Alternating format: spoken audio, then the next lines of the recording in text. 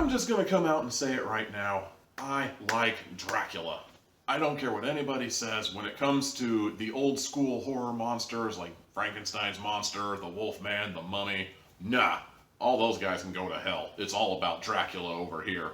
Dracula was kind of my gateway into vampire lore, and I really appreciate that because there was a time where I really liked vampires and I really enjoyed just about every story, whether it be something badass like Hellsing or whether it be something corny, hokey, and borderline pornographic like the Sabina Cain novels. I love the Dracula book.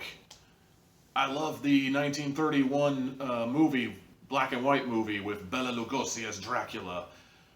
I've seen some plays that were basically the Dracula story that were really good too. I mean, I like Dracula. Unfortunately, not everything featuring Dracula is perfect, and unfortunately this new Netflix Dracula kind of falls into that category. I really don't know what it is about this Netflix Dracula thing that just didn't click with me. Unlike The Witcher, where I knew nothing going in and I just kind of assumed, maybe it might be cool.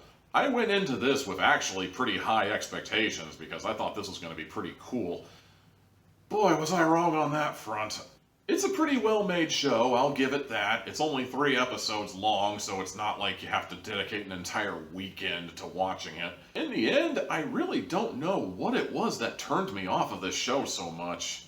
And the closest thing I can come up with off the top of my head is the cast really seems to have a serious case of what I personally call Joss Whedon syndrome, which is basically a fancy way of saying everybody is a smartass. Look, I get it, you know, witty banter is witty banter. Sometimes it's actually really good when it's done right and when it's well placed, and, you know, comedy is all about timing. And really the idea of Dracula being catty and making jokes like, "You're a monster!" and "You're a lawyer. Nobody's perfect." That was actually kind of cool. That was funny, you know, and that's Dracula personified to me, you know. He's this immortal being who's been around forever. He's basically bored with existence. He is just suffering from ennui, if you know what I'm saying. But then you get to Agatha Van Helsing, and I'm pretty sure there's people over in that corner over there who have a problem with Helsing being a woman, but we're not that group. No, we don't do that.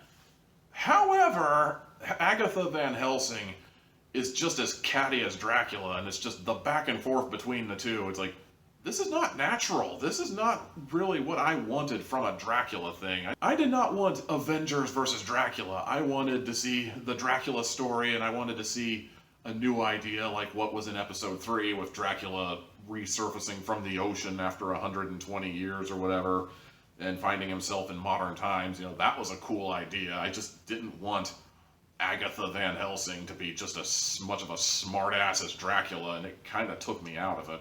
But other than that, it's fine.